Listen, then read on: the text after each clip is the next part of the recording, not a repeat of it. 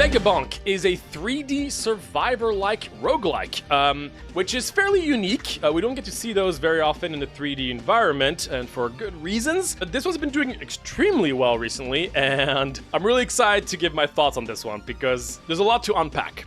So the gameplay is, again, third person. You're controlling a character, you have this large map, and you're just walking around, collecting things, killing hordes of enemies, leveling up, getting more items, rinse and repeat. You do go through different levels, and then you fight the true final boss. It's fairly straightforward, which tends to be the case for survivor-likes, but with the 3D environment, there's a lot more to do than most survivor-like games, considering that the movement aspect of this game is actually very extensive, which is really interesting because, again, usually you're just walking around and things happen, and that's it. But not with this game. This game takes inspiration mostly from Vampire Survivors, obviously, and Risk of Rain 2, which is another third-person action roguelike without as much of a horde survivor kind of aspect. So you start a run with a particular character that starts with a particular weapon and a unique passive that usually scales per level, which is always a great feeling. And then as you play the level and get more XP and more gold, you'll get to be able to have a total of 4 weapons and 4 tomes, which I'll get to in a moment, after you've been able to unlock them through the meta progression of this game. And one of the best parts of this game is what you actually do during the levels. Most Survivor games are pretty boring in that realm, not the game itself, but there's not much to do. You're just walking around collecting XP. Not in Megabonk. In Megabonk, the map is full of things to interact with. We're talking little pots to destroy, especially in the early game to gain early XP and gold, chests that you can open to gain random items that are usually like passives and that can even do some mechanical stuff, kind of like in Risk of Rain. You've got these statues that can give you a free item. You've got these shopkeepers that you can choose a particular item to buy from. You've got these shrines, a bunch of different shrines that you have to stay in place and charge it up to get some more just number upgrades. These have their own little mini game thing to it because you have to stick around them while you're constantly being attacked all around. You've got your shrine of the mountain, I think it's called in Risk of Rain, where you double the bosses. Obviously, the more greedy you want to be, the bigger the reward, the bigger the challenge. There's so much to do, and not only that, but the movement tech in this game is kind of impressive. First, you were just going to be walking around, jumping, but there's this little button you can press to kind of slide. And usually at the beginning, you're just going to be using that to slide off just ramps, and, that's going to be most of what we're going to be doing. But later on, the more you understand the physics of this game, the more people are actually going to be using it to really build up speed by staying pressed on control while jumping and let it go at the right time, and then getting more speed and just gradually going further and further and further. And this whole tech to the movement, which I have never really seen in a Survivor-like, which is super cool. So that's the gameplay, but now let's talk about the actual upgrade progression of the game. So that's where, all the meat is in most of these Survivor games. And here, they once again do something really unique that I really appreciate. Now, figuring out how to increase numbers in these games is a whole art form. And here what you end up doing is there's different ways to get upgrades, which is awesome. A lot of Survivor games will just have, when you level up, you can upgrade something. And that's all the upgrade system that the game has. But here there's a lot of different ways to do so. Gaining XP is going to allow you to not only find all 4 weapons and all 4 tomes, but also is going to be the way to increase the stats on all of these things, the 4 tomes and the 4 weapons. These stats are random in not only the kind of stat it's going to improve, such as if you're using the bow, it can increase the size, the damage, the projectile count, the speed. All of these are random, so you do have to pay attention as to which of these upgrades are worth your time. And there's also a luck factor to these upgrades. So you could get a common bow upgrade that's going to increase the damage, or a legendary one that's going to increase your size and damage, and potentially even the projectile count. And that by itself is really interesting to me, because that means that even if you get a legendary upgrade, it might not be the one that you actually want, and you might end up going for a common upgrade instead. I love that. I think a lot of Survivor likes do struggle with not having enough player decision, and you just kind of constantly press just the first option that's just rare, and that's that. But not with this game, and I really think this is one of the main reasons why this game is so popular and so satisfying. But again, there's more than that. There's also those shrines. Those shrines can also be improved with the luck aspect, and it's going to give you random stats. And there's a lot of stats in this game, and I will say that most of the stats don't feel useless. Another thing that is hard to balance in these games. I think all of them have some merit, some less than others, but the game has a pretty big meta system. Every few weeks, I feel like there's a new meta. People find new ways to exploit certain stats, certain weapons, certain playstyles, which is really cool. And one awesome aspect of the game as well is that the developer really does seem to put a lot of care and love into the game and is planning on doing a lot of updates, which is really cool. And all of these upgrades that we're talking about, they're all being modified and improved with the luck stat. And I've talked a lot about the luck stat in these games. I do think luck stats in general are awesome. I would say if you're doing a roguelike that has a heavy emphasis on upgrades, especially a survivor-like, I would say 80% of the time you probably want a luck stat. They're very satisfying and they allow players to get really excited when you get a legendary thing. I do believe that this whole concept of luck stat upgrades, it kind of start with potentially Hades. I think Hades really did help push this aspect. Obviously, there's plenty of games prior to that did it. You know, like even Risk of Rain had that. But in Risk of Rain, you would just get, you know, the legendary item or the common item, and they're two different things. But here, you can just get an upgrade to an item of different rarities and also have the rarity system on the items. And I just love that. I think it's something that gets players very excited, at least in my experience. Currently, there are two maps. There's the forest and the desert. I'm assuming they're going to be adding more. But in terms of content, I would say that at first I thought there wasn't that much from what I could just see. But the more I play, the more I feel like that actually is not so much the case. If you go on the Unlock tab, you've got all your characters, weapons, tomes, and the items. And again, at first when I saw that, I was like, oh, that's not too many things. But then considering that you can mix and match all these, and they all do things quite drastically from one another, I'd say that's not the case. But one of my favorite features in this unlock thing is the disable option on all items that you unlock past the default ones. So as you can see right here, I have a bunch of them that I just unlocked here, and there's a little tab that I can just choose to put on or off. So many games struggle with having just a bloated item pool, and the game was like, don't worry about it. Even if you want to complete the quest to get this unlock and you don't know how it feels, you can just decide to play with it or not. And I love it. It gives more strategy and more player choice, something I would recommend a lot of developers implementing in their game. And while we're on this page with the tomes, I do want to touch on the tomes a little bit as well, because I was talking about the upgrade system. I love the concept of tomes because they're simple, but they allow, once again, players to be able to go for specific builds every single run. This, I think, is what allows a lot of the flexibility to try out things every single run. Because just like the weapons, you can only put 4 of them, and they all have just one stat. You have the regen tome for regen. You have the precision tome for crit chance. You have the HP tome for HP. That's all they are. But once you get that in your build, that means that that particular stat is going to be a main focus of your build, which means that every single run, you can go for 4 particular weapons, then have all the items, which we didn't really talk about, and then you can prioritize 4 stats, which is a really smart way to just have direction on your runs.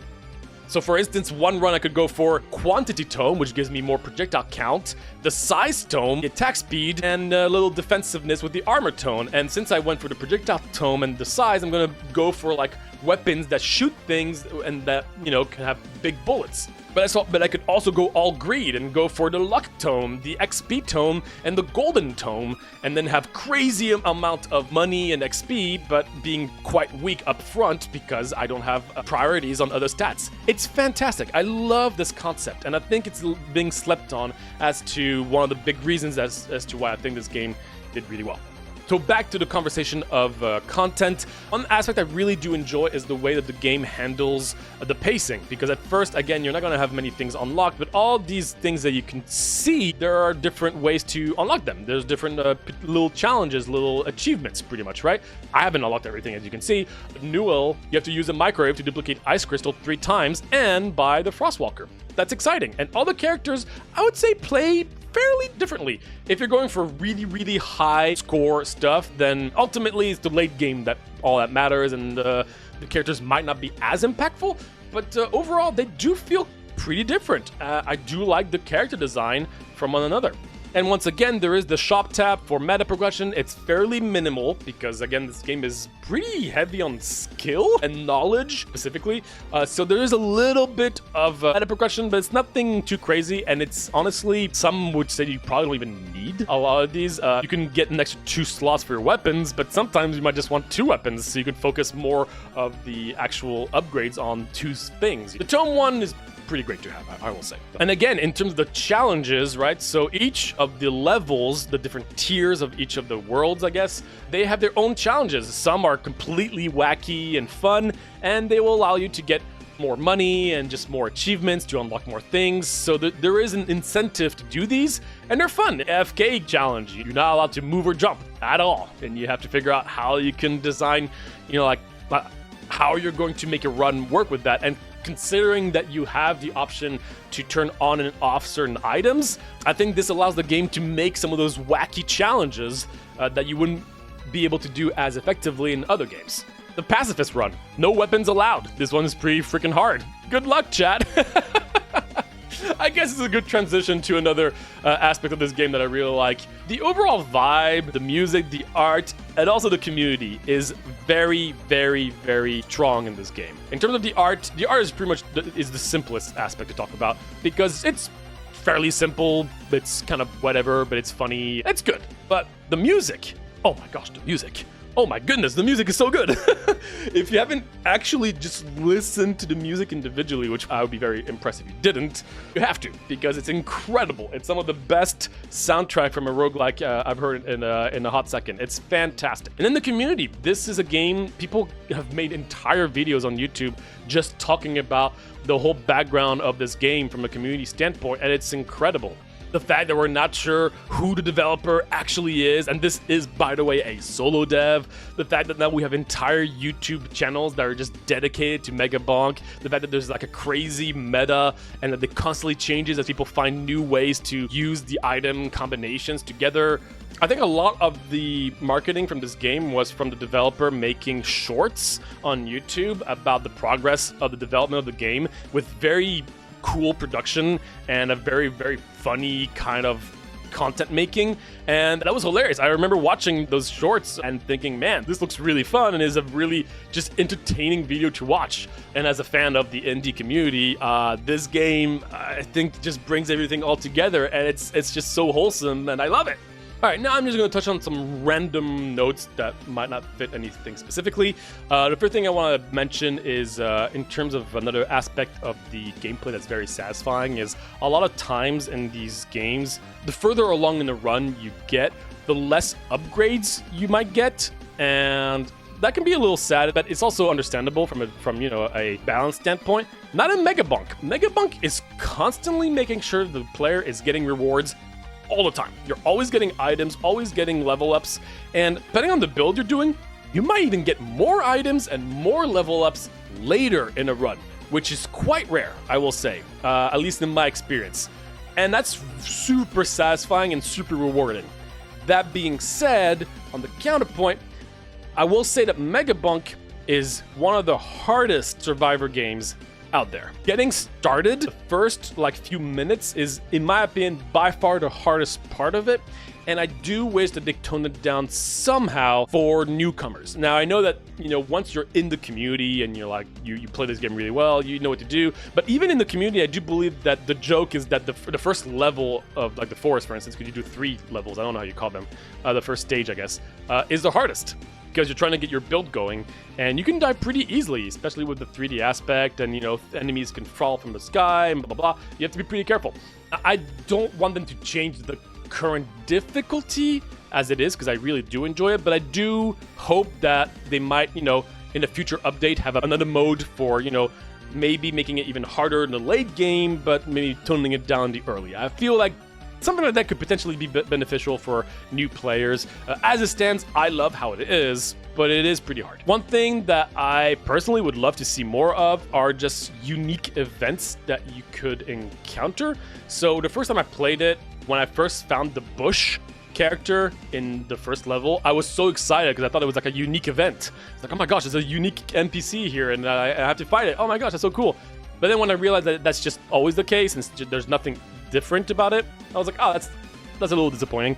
Not saying that the game needs it, but considering that the game is really cool, I think it would be really cool to have some unique events, kind of like in Elden Ring.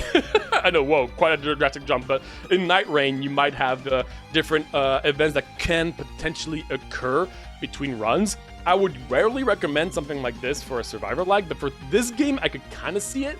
Like in one run out of whatever, you get this particular event that might happen. I can understand that could screw up with the balance, especially in a world where there's a leaderboard that's very competitive. And then people are just going to roll for like the particular event to occur to get better stuff. I get it. It doesn't sound super balanced and there might be some issues, but I don't know. I just think it'd be kind of cool to have that. They've made some cool quality of life changes in the most recent update that while I'm recording this. They added a map, which is really cool. They've also made it easier to see things on the map, which again, I really appreciate. But man, if there was one other quality of life thing that I would love to see different, it would have to be the fact that you choose your character before the map and the challenge. That doesn't make much sense to me. I don't know, for me, I would like to go to Forest Tier 2, see the challenges, and then like, oh, in this one, there's the Fragile 2 one. Well, I don't want to play Giga Chad, so I guess I have to go backwards now to pick my character and go back on there and choose. Why isn't it the other way around? That doesn't make sense to me. I feel like I'm missing something, but that seems kind of weird. And lastly, this might be a little specific, but this is more for people that play the game a lot. But a lot of weapons, there are definitely some balanced things here and there. That's to be expected for a game like this that has like meta and that's very competitive. But there's a particular weapon that's called the Aegis. And it's like the shield. The shield doesn't do damage much, and it's all about preventing an instant of damage. And you can get multiple of these shields through upgrading them. I don't like that shield. I think it makes the game boring and too easy if you know how to use it in order to get to a particular build. I don't know. I kind of wish they would change the design or the balance of it. It's just boring, and yet it's probably one of the strongest weapons, at least currently. I know the meta will change, and maybe people will not use it anymore, but without talking about the super high level players, as someone like me who's semi-casual in the game, I would say, the moment I get Aegis, I feel like now I don't have to worry about defensive things, because I'm kind of invincible if I play well. So I wish they would change a little something about that. But yeah, overall, Megabonk is a fantastic game. There's a lot of games that I feel can sometimes get overhyped. I definitely saw the hype before I played the game. I tried it out, and as someone who's played a ton of the Survivor games, I will say, this game does things extremely well, and really from a design standpoint. I think the best part of this game is not the 3D aspect, it's not about the items and stuff like that. It's really the way that the developer treated upgrading. The way the developer made upgrades just feel really satisfying and actually had a lot of skill involved in terms of the knowledge of how to upgrade what, and the fact that there's so many ways to upgrade things and there's constantly upgrades given to you. It's just so cool. They really made sure to put a lot into the upgrade system, and I find that to be the most important part of a survivor-like. The 3D aspect is great as well, thanks to the awesome mobility, and again, with an additional dimension, there's a lot more to think about and to master. And of course, the game will get insanely chaotic and absolutely crazy, and let's be honest, at the end of the day, the coolest aspect of these games is just seeing those big numbers and just your computer slowly dying as it's just losing all its frame rate. And that's one of those games too. Not only does it have the awesome, satisfying big numbers and everything, but it also has a lot of skill and really smart design. With its high difficulty that forces players to need to get comfortable with the game, the bunch of content, the very satisfying core gameplay, and all the different things that people can unlock through just playing more and more, I would say that this game is fantastic. It's a really good survivor-like, one of the best, and I understand the hype. and I'm gonna give this one a solid 9 peppers out of 10. Honestly, I think it deserves it. It's masterfully crafted, and the fact that the game is gonna keep on getting more and more updates, at least I hope so and I believe so, makes me really happy. So yeah, that's about it.